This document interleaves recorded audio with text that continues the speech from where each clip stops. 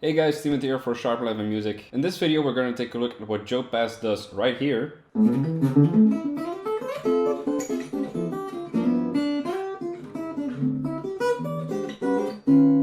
And see how we can use that for ourselves. So, a lot of fumbly, plingity, but this first thing is just, it's all D minor.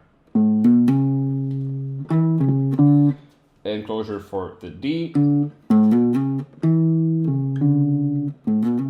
So actually D melodic minor.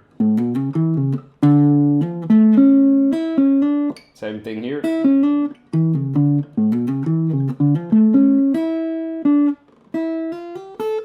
And that's just D minor 7 with the 9.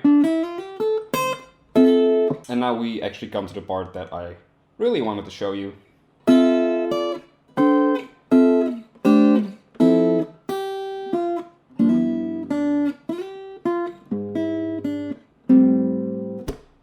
Beautiful.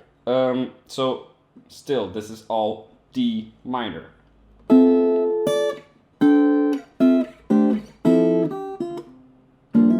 now we come to G7. The basis for these voicings are just the standard drop 2 voicings. So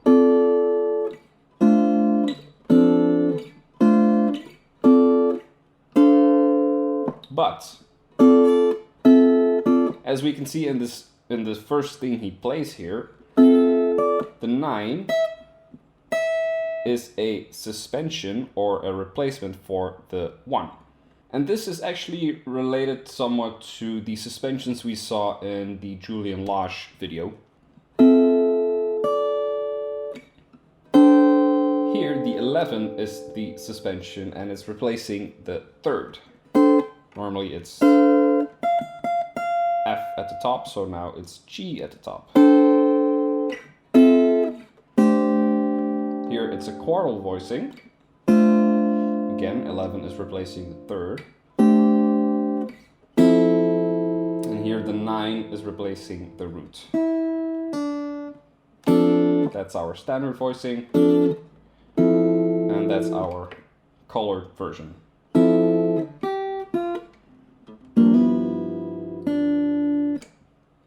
And then we have G7.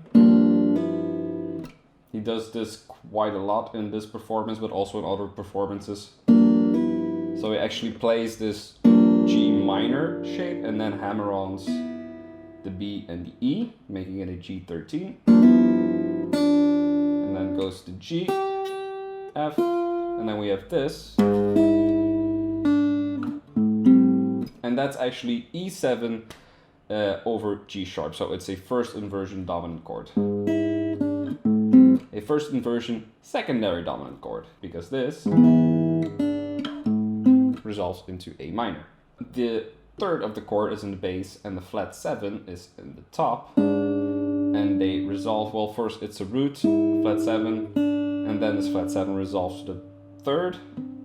And this 3rd resolves into the root.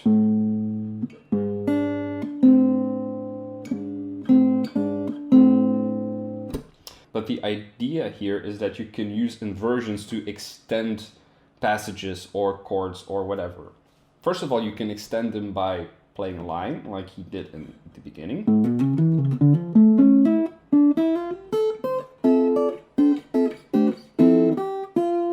That's all D minor.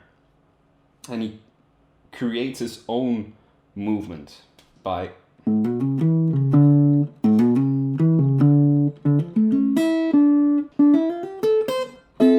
so first he creates movement with implying 5-1 progressions.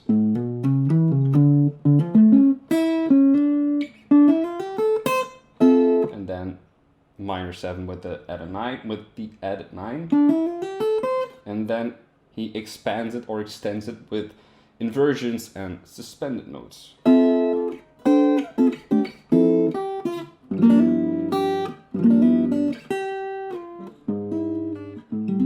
Now, if you can apply the same principle in a regular 2-5-1. So this we just just have to figure out where the third and root of G are. So that's B and G. Then we go to the flat 7 and we can resolve into C. Then we get this. And that's how that works. And you can use that. I'll give you a little bonus if you know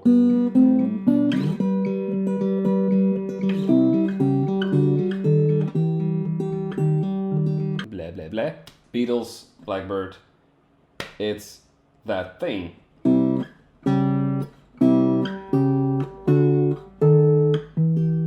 So that's C, A7 over C sharp, going to D major, B7 over D sharp, going to E minor. That's how that stuff works. And you can see, as we have learned from Mr. Pass, you can use that as a tool to color your progressions and introduce some new colors and to ultimately get to your destination. And I briefly want to discuss this. So here he goes to E7. So that's your sharp 9 and your flat 13. Then he goes. So this is a chromatic approach chord for this. And then he changes this sharp 9 into the regular 9 with the flat 13 on top. And then I didn't play it, but he then resolves into this, so D9.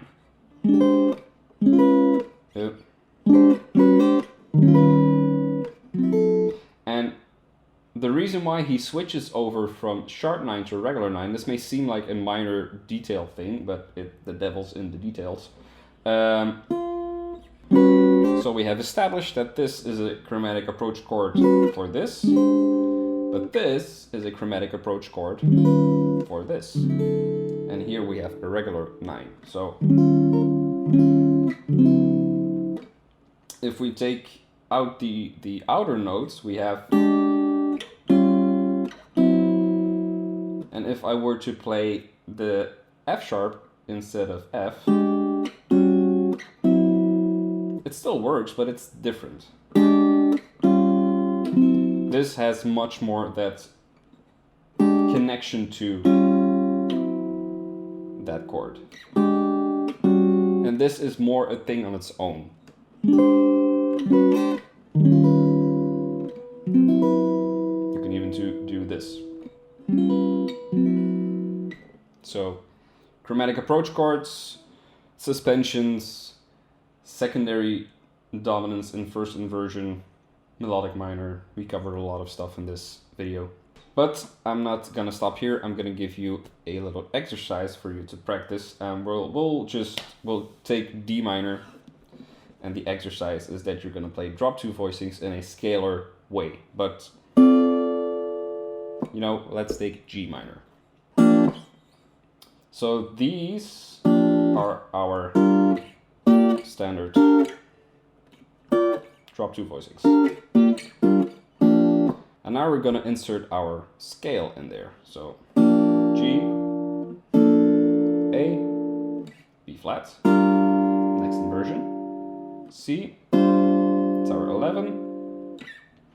Then you could play this, which is perfectly valid and correct, but you can also, as we saw with Joe, you can replace the root with a 9. So this note becomes this. So you get. And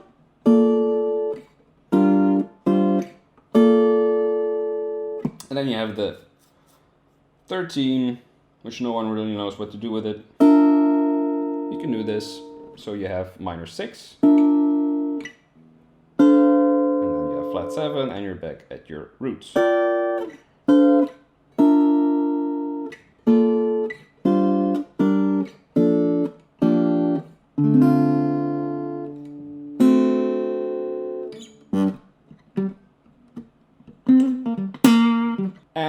your flat 7, you can also replace your flat third with the 11, giving you a quartal voicing. Very hip.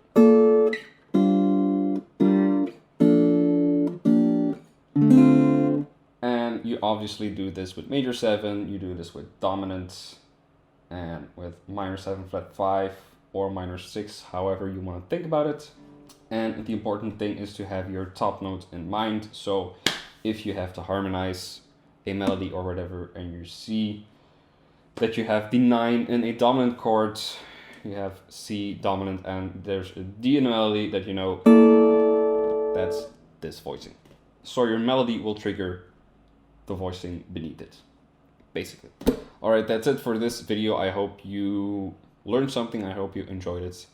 If you have any questions or anything, just let me know in the comments. Stay safe, stay healthy, and see you guys next time.